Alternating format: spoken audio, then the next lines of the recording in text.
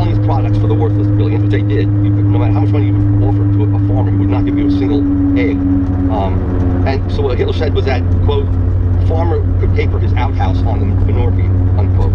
What Hitler hoped to bring about was what he himself called the revolt of the starving billionaires. According to Hitler, quoting, if the horrified people can starve on billions, they must arrive at this conclusion. We will no longer submit to a state that is built on the swindling idea of the majority. We want dictatorship, unquote. So Hitler was banking on people turning to the state and to a dictator, a leader, to bail them out morally, spiritually, and materially from what had happened during the inflation. Hitler, however, used more than fear to motivate his listeners. He capitalized on the self-contempt of those who had been swindled out of their property and moral values, and whose sense of self had been shattered. He saw that the people like these had regressed to the immature state of adolescence and were ready to follow a leader, to reconstruct their own moral codes and personalities, according to the artificial collectivist and nationalist ideal projected in the leader's twisted vision. And the leader, of course, is Hitler himself. Hitler addressed and chastised the German people accordingly. This is what he said. He said, the German people is made up of children. For only a childish people will accept million-mark bills. And there were million and even billion-mark bills at the end of the hyperinflation. Now, Haydn insightfully connected Hitler's aim in his speeches on hyperinflation with the derangement of Hitler's own personality as a product of the same moral, economic, and social catastrophe of hyperinflation. So Hitler himself, his personality, had been shaped by the hyperinflation. Here's what Haydn said about the blame. It was the artificial building of a new national character, a fake character, an attitude created in accordance with an artificial plan. The people dream, and the soothsayer, Hitler, tells them what they are dreaming. This continuous, domineering, yet intimate conversation with the people could only be carried on by a man, Hitler, who was people and enemy of the people in one. A torn personality who felt himself a trampled fragment of the people in his own downtrodden, miserable nonentity, and rebelled with the people against his destiny. But who at the same time was convinced of the absolute necessity of trampling, coercing, and shaking a master's fist, unquote. So Hitler not only utilized the theme of the degeneration and reconstruction of personality as a rhetorical device, he developed it into one of the fundamental principles of the National Socialist philosophy. In fact, he had a chapter entitled Personality and the Conception of the Völkisch or Nazi State in his book Mein Kampf. Hitler went on to elaborate his vision of the National Socialist state, whose chief task he saw as educating and preserving the bearer of the state. Underlying the state would be a philosophy that, quote, builds not upon the idea of the majority, but upon the idea of personality. So what's Hitler getting at about personality? Well, personality goes from the authority from the top to the bottom. Suddenly you realize what he's getting at. So for Hitler, personality emerged from the inventive ideas and creative actions of especially able individuals. But Hitler warped the principle of personality. For him, it pervades and organizes all fields of human endeavor, including thought, art, and economic life. He argued that the idea of personality is everywhere dominant, its authority downward, and its responsibility towards a higher personality. Hitler concluded, quote, the best state and state form, state constitution and state form, is that which raises the best minds in the national community to leading position and leading influence. Within a decade of the publication of these works, Hitler was to have his ideal state that would displace money and private property as a shaper of human personality and society. So what Hitler was saying was that personality doesn't arise from within. It was destroyed when money and property was destroyed. It penetrates from without. It penetrates from the leader on down. And that was his idea of the state and of society. There was no difference between the two. Let me conclude. German hyperinflation is a concrete example of how the destruction of property affected human personality among a particular people in a given historical epoch. Nonetheless, it illustrates a link between property and personality that is based on universal principles established by praxeology, the same science of human action that encompasses sound economics, such as Austrian economics. In contrast, the mechanistic and hyper-mathematical discipline, that is, contemporary macroeconomics, can never begin to grasp the full moral and social enormity of hyperinflation. Its narrowly specialized practitioners are not even conversant, these are the macroeconomists, with all the branches of economic science, let alone the closely related disciplines of history, sociology, psychology, and political philosophy. A working knowledge of the main conclusions of these disciplines, which Mises, Hayek, and Rothbard had, is necessary for an economist who seeks to fully explain the causes and consequences of complex economic events such as the German hyperinflation of 1923. As Friedrich Hayek pointed out, quote, no one can be a great economist who is only an economist. And I am even tempted to add that the economist who is only an economist is likely to become a nuisance, if not a positive danger, unquote.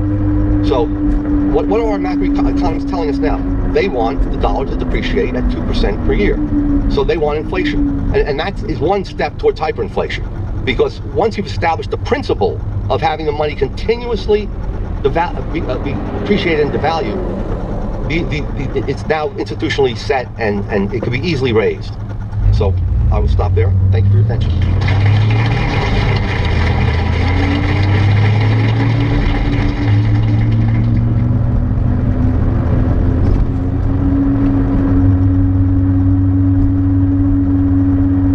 Our next speaker is Dr. Patrick Newman. And I mentioned earlier how much of an honor it is to work at the Institute. One of the most rewarding aspects of it is seeing not only being able to have the opportunity to learn from great scholars like Dr. Sorno and Dr. Lorenzo, but seeing the new generation of Austrian scholars rise. We have tremendous talents really all around the world now that have gone through academic programs, and Dr. Patrick Newman is certainly one of them. He is a fellow of the Mises Institute, an assistant teaching professor of economics at the University of Tampa. He is the editor of Murray Rothbard's Conceived in Liberty, The New Republic, 1784 to 1791. He was able to interpret all of Rothbard's writings, which if you haven't been to the Institute and seen the archives and seen some of those notes, you'll get a great appreciation for the size of that task. He's also editor of the Progressive Era. In his own work, he is the author of Cronyism, Liberty versus Power in Early America, 1607 to 1849. And he is working on a sequel to that, dealing with liberty and power and the rise of the corporatist state. So, our next speaker, Dr. Patrick Newman.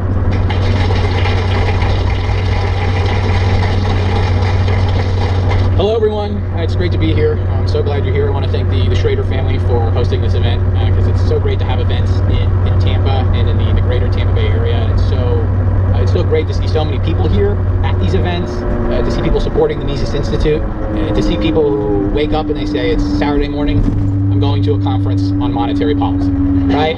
That's how we really know we're a special group here. So it's bravo to everyone. So the title of my talk is the redistributive effects of monetary policy, and this is what I want to discuss, especially in reference to over the past couple of years. So I want to start with an opening quote by Murray Rothbard from What Has Government Done to Our Money? Inflation confers no general social benefit. Instead, it redistributes the wealth in favor of the first comers and at the expense of the laggards in the race. And inflation is, in effect, the race to see who can get the new money earliest. I think this is a great quote, and this is really what I want to emphasize today.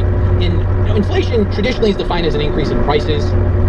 Rothbard defines inflation, in my mind, correctly as an increase in the money supply that causes the rise in prices. And unfortunately, Austrians have lost that definitional battle, so this is why sometimes we talk about monetary inflation and price inflation. But we can't lose sight of this fact. I mean, to be fair, not all increases in prices are caused by increases in the money supply.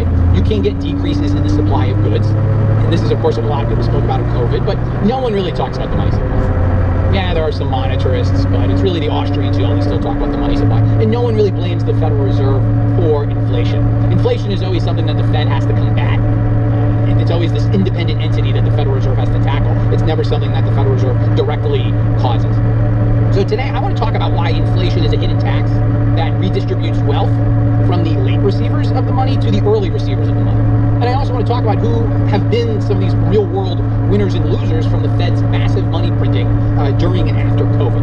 Right? So just to go through some basic statistics that we'll get into more, from the end of 2019, the before times, hopefully we all remember those days, to mid-2022, the Fed increased the money supply by $6 trillion. The Fed and the banking system that it controls increased the money supply by $6 trillion. That's about 40%. It's a 40% increase in the money supply. It's massive. Huge increase over the past during those 2 years roughly. And this increased the demand for goods and services, overall spending by 17%, and prices of consumer goods and services rose by 14% during this time period. And it hasn't ended. The money supply has declined, but people are still spending away. There are enormous excess cash balances. Just this Tuesday, the consumer price index, the CPI, came in hotter than expected at 3.1% year over year. So we're not back to the highly vaunted 2% inflation target, not just yet, at least according to the CPI. In the spooked markets, since 2019 up till the present day, consumer prices have risen by 20%. Another way of putting it is your life is now 20% more expensive. Some prices have risen more, some prices have risen less.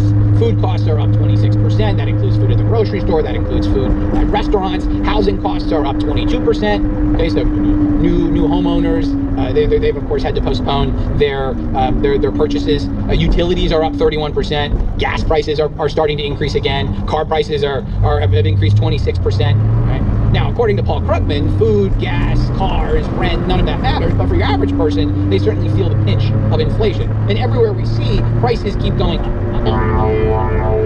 Fees, smaller product sizes, higher insurance costs. You have to pay more to get the same quality at a restaurant. Right? We've all seen this. This is the hidden stealth inflation.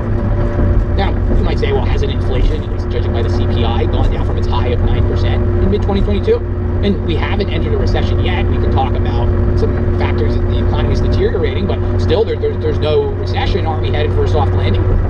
Plenty of people are working and so on. So why are people complaining? Consumer sentiment's low. People still have on average a sour view of the economy and of their own living situation. And this has surprised pundits who, they talk about the end of inflation and why inflation isn't that big of a deal. But the reality is people are complaining because we all know that a big redistribution has happened. Nominal values have gone up, nominal wages have gone up, nominal incomes have gone up, nominal salaries have gone up, but prices have also gone up. And it hasn't been equal. Some of us are richer, while others of us are poor. For the Austrian economist, inflation, this monetary expansion, causes short-term and long-term adjustments. Money is never neutral, as Ludwig von Mises always emphasized again and again. For many mainstream economists, money is not neutral in the short run, but in the long run, everything's fine. Right? But for the Austrian economist, it's short-term disruptions and long-term disruptions.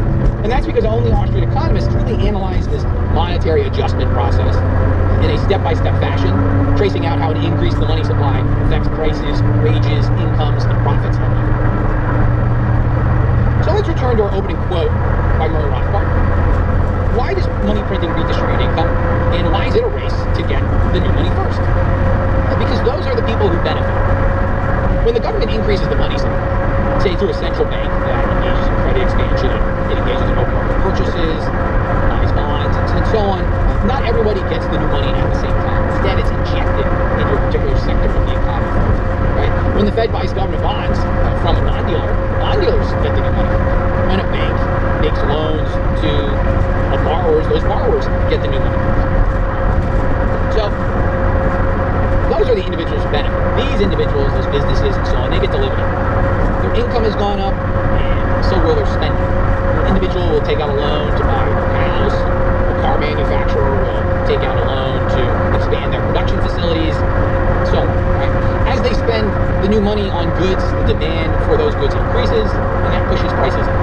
Okay, so the money is injected in one sector of the economy. So the incomes of the early receivers increase more than the rise in prices, of the initial rise in prices. They are pushing up prices, but it's not enough, or it's less than the rise in their income. So we say, as Austrian economists, that their real income, their income adjusted for the rise in prices, goes up. So these are the individuals who benefit. But the story doesn't end there. The money keeps filtering, keeps getting spent, it percolates throughout the economy, from the early receivers to the middle receivers. Say maybe the workers who are building the new house, right? Or a rubber company that the car company is now buying more tires from, or something like that. They get more income for their products, and so they are also going to increase the demand for the goods and services that they desire. Right? And this increases overall demand for goods and services further, and that drives up prices. And overall, we could say that the incomes of the middle receivers increase roughly the same as how much prices have been rising. So their real income remains the same. It's a wash. Right? The early receivers are benefiting. Middle receivers, they kind of break even. And so who suffers?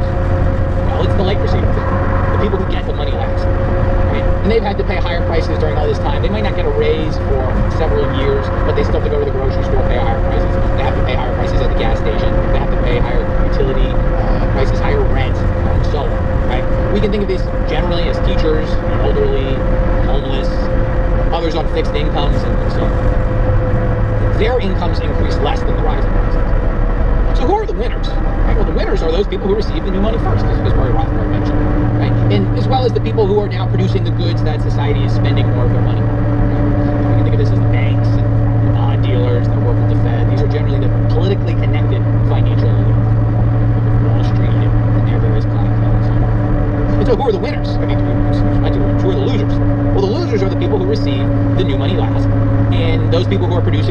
society now values less, and they're spending their money less on. And generally, this is the middle class and the poor. Right? So now we see why people don't like inflation. And that's because inflation is a hidden tax. Rather than the government just raising taxes, they printed money. The effects, though, of a redistribution of resources and incomes and so on, it's still the same. People know they've been fleeced, but they just don't know the specific process. You have to take an economics course for that, and really you have to take a good economics course for it. Okay? And those are in short supply, unfortunately. Right? So there's a great quote by a former Fed chairman way back in the day, William McChesney Martin, and he said that inflation is a thief in the night. It's a great quote. The thief in the night. Wake up in the morning, you see your TV's been stolen, you know something's been stolen from you, but you don't know who did it. Now, I think a more accurate quote is it's the Federal Reserve is the thief in the night. But it still captures the fact that there's been this redistribution. People are poorer because of inflation. Right? So these are the so-called Cantillon effects, as Professor DiLorenzo had mentioned, our earlier speaker. These are the relative changes in prices and production, and it benefits the early receivers at the expense of the late receivers. Right? This is the tax that everybody knows exists, but no one really knows how it works. So now what I want to do is I want to show this empirically. Showing these redistributive changes can be tough because most of the government statistics are highly aggregated, right? And that you might say is by design or by the macroeconomic theories. Friedrich Hayek, F.A. Hayek, in a scathing review of a Keynes book, he once said, Mr. Keynes' aggregates conceal the most fundamental mechanisms of change. It's a very Austrian, it's a hard-hitting quote, it's a very Austrian point. It's the aggregates often conceal the relative price in production adjustments, right? All the various changes going on, especially looking at credit expansion and so on. It doesn't make sense to just look at the price level, so to speak, or just look at aggregate incomes and so on, right? And the government really doesn't keep a lot of the, quote, Austrian statistics, such as how changes in the money supply move from one group to another. Maybe it's because they don't want to implicate themselves, but we'll give them a more charitable interpretation. Right, so with that being said, let's try to look at how the monetary expansion and the resultant rise in prices has redistributed income post-COVID. So remember, from 2019 to 2022, the Federal Reserve and the banking system increased the money supply by $6 trillion. There's going to be a quiz on this at the end, so hopefully everyone's taking notes. Right? So who got that $6 trillion? It wasn't me. I don't have anywhere near $6 trillion. And where did that $6 trillion end up? Right? Well, one recipient, this might come as a shock to my current audience, one recipient was Uncle Sam. The federal government got a large portion of that new money. Right? Uncle Sam's cash balance at the Federal Reserve increased by $1.5 trillion through the first quarter of 2021. Right? $1.5 trillion. Up to that time, that was roughly 40% of the increase in the money supply. Now, it can get a little bit hazy because the government has sort of clouded how exactly it got that money, then how it spent it, but we all know that during this time period, the government there were multiple stimulus checks. Certain individuals could get more than $3,000. There was the Paycheck Protection Program to make loans to struggling small businesses that really just went to large corporations and very wealthy partnerships of doctors and lawyers and so on, and everything else that the government spends their money on. Now, why do I mention the first quarter of 2021? Well, unfortunately, as Joe Salerno has pointed out in a January 2021 Mises Wire article, the government stopped tracking the federal government's cash balance at the Federal Reserve. The last date was the first quarter of 2021. And a couple of economists wrote that they said, well, this might give the impression that the Federal Reserve is financing the government's deficit. Okay, all right, maybe there is a connection there. Right? So fortunately, there's other data. As Jonathan Newman, so another fellow at the Institute, we're not related, but we are intellectually. In a February 2024 Mises Wire article, so this is relatively brand new, he looked at the relationship between the money supply and the net worth of the wealthiest, right? And saying that historically, over at least 30 years, there's been a relationship to this. So I found this was a great article, and I wanted to look at the data a little bit more. So the Federal Reserve does release quarterly distributional financial accounts. Again, there's going to be a quiz on this, so hopefully everyone's going to know. And it shows changes in the balance sheets of America's ultra wealthiest, wealthy, middle class, and poor, right? So the richest 1%, right, in terms of either income or wealth, how they break it down into both. Then the next 10%, right? Then you got the middle class, then you got the bottom 50%, and so on. And just as Austrian economists and just also general economic knowledge, we know that there's a lot of flaws with income statistics, right? There's income mobility is really more important. People move from the brackets from poor to rich. And we also know that the rich getting more wealth or more relative wealth isn't per se a bad thing. right? You can make a lot of money by producing goods and services that people value. Right? We would say that those individuals should get relatively more money. And there are a lot of hardworking, high-earning individuals and families, right, that are producing goods that society values tremendously, right? So driven by the market, these changes are good, but of course what we want to look at is driven by the government. Are individuals getting special privileges? Are certain groups getting subsidies? We could say, in our case study right now, from the Federal Reserve's credit expansion. Something that is also very interesting, digging through this data, the distributional financial accounts shows changes in the relative shares of money in checking deposit, because that's an asset. People can store their wealth in the form of checking deposit. It's not a perfect way to measure the distribution of the money supply because, of course, people could be selling stocks for money and so on, but I think it's good enough for our purposes, right? And so what do they show?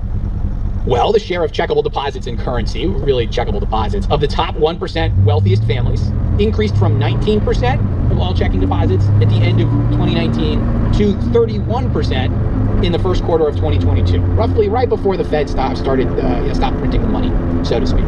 So their share of the checking deposits went up by a significant amount, right? On the other hand, the share of the bottom 50%, it decreased during this time from 10% to 6%. And you might be thinking, well, wait a second, didn't a lot of poor people get stimulus checks and so on? And that is true, but you know, there was also quantitative easing, right, which generally benefits the wealthiest businesses, the wealthiest banks, the wealthiest individuals, and so on. And that really swamped getting a $3,000 stimulus check. Might be a lot if you aggregate it for all of these people, but it's even more money when the Federal Reserve is buying bonds and everything under the sun from all sorts of banks and businesses and so on, right? And so we can see that, well, at least judging from this, the early recipients were the very wealthy, which generally we can imagine is the politically connected, wealthy and elites and so on. Right, so then, all right, we can go through the spending process and seeing, how those individuals spend the money, and this is where it gets harder to look at the data because the government doesn't really keep track of this. But we can at least look at how it affected wealth, or sort of our measure of the long term. And once again, there's statistics. There's more than going on than just in the distributional financial accounts. And there's more, there's not just monetary policy. But here's a recent article from December 2023 from USA Today that is using these distributional financial accounts. And here's the title. Right? The top 1% of American earners now own more wealth than the entire middle class. And this was a switch that happened during COVID. The top 1% of American earners now own more wealth than the entire middle class. So from 2018 to 2023, the share of the middle class wealth, right? So it's above the 20th percent quintile, so not the bottom 20% earners, and then it's below the 80th percent. So it's kind of like the middle, right? The middle of the pack individuals in terms of how much wealth they have relative to others. Their share of the wealth, overall net worth, decreased from 26.5% to 25.8%. Right? So about a percentage point. And the 1%'s wealth rose from 24.4% to 26.5%. So there's been some changes in the other brackets, but really it's been this flip where the middle class now own relatively less.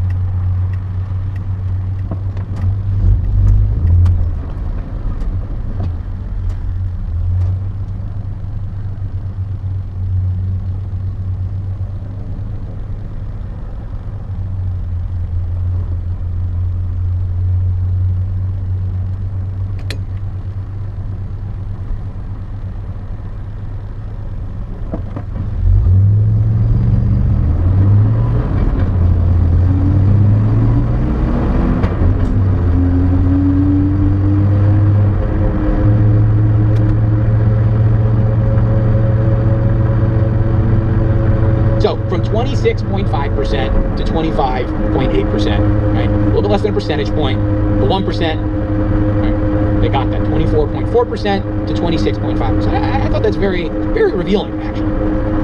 Right? So prices have gone up, incomes have gone up, wages have gone up for entry-level jobs and so on, but it looks as though the changed spending patterns and income reallocation as a result of this massive expansion of the money supply have benefited the richest the most. And it's especially more skewed for the 0.1%, so the richest of the rich, the creme de la creme, right? The wealthiest of the individuals. Okay, so then what's been going on with the poorest? Americans who live paycheck to paycheck, right? right? How have they been dealing with the inflation over the past couple of years? So I use an article from the Federal Reserve, the Federal Reserve Bank of Dallas, January 2023. Some economists at the Federal Reserve wrote one of the good articles, right? And this is, quote, "High inflation disproportionately hurts low-income households." That was the title of the article. High inflation disproportionately hurts low-income households. And the article goes through this. It doesn't talk about Cantillon effects or any of that, but they mention things that are true. These families spend more on necessities, so it's harder for them to switch to cheaper substitutes. They're generally already on the cheapest substitute, the cheapest toilet paper, the cheapest chicken, the cheapest gasoline in town, and so on. And nor can they buy in bulk. They often don't have the space in house, in their house to go to Costco and to buy things at big discounts and so on. And so the higher prices of groceries, toiletries, rent, and so on tends to hurt them the most. And so this article looks at the Census Bureau's what's called the Household Pulse Survey, which is a survey of various households of reported income, and it asks them various questions. And one of the questions it asked them was, how stressed are you feeling about inflation? This was in January of 2023. And of income earners that earned under $75,000 were feeling stressed by inflation. They were feeling a sense of anxiety about having to pay higher prices, mounting bill payments. And we've seen this in the headlines. We see that credit card debt has gone up, auto loan delinquencies have gone up, and some of that's caused by interest rates, but also a lot of it's just higher prices, things are getting more expensive. So they're feeling stressed. But the article mentions that just 17% of those who earn $250,000 or more a year are feeling stressed. Right? So it seems as though that the poor were feeling much more stressed about their finances as a result of inflation than were the wealthiest Americans. Right? The study concludes, quote, although low-wage earners are currently experiencing higher wage growth than middle and higher wage and salary earners, the Household Pulse Survey results clearly indicate this has not been sufficient to offset the impact of high inflation. And then it has another quote. This is a great quote. The survey results do not support the recent suggestion of Nobel laureate economist Paul Krugman that low-income families, quote, have actually been hurt less by inflation than families with high incomes because the wages of the low-income households are more stagnant. At least asking the families, they seem to be more stressed about inflation than what some of these aggregate statistics are pointing out. So we can clearly see that inflation affects not everyone equally. That inflation is a little bit more of a thief in the night for some individuals and groups than others. So what have we learned today? One, we've learned that mainstream economists don't discuss price inflation correctly. Right? They often downplay how price inflation is the result of the Fed's money printing. Right? That's the first thing. The second thing is we've learned that mainstream economists fail to analyze how changes in the money supply affect different individuals and businesses.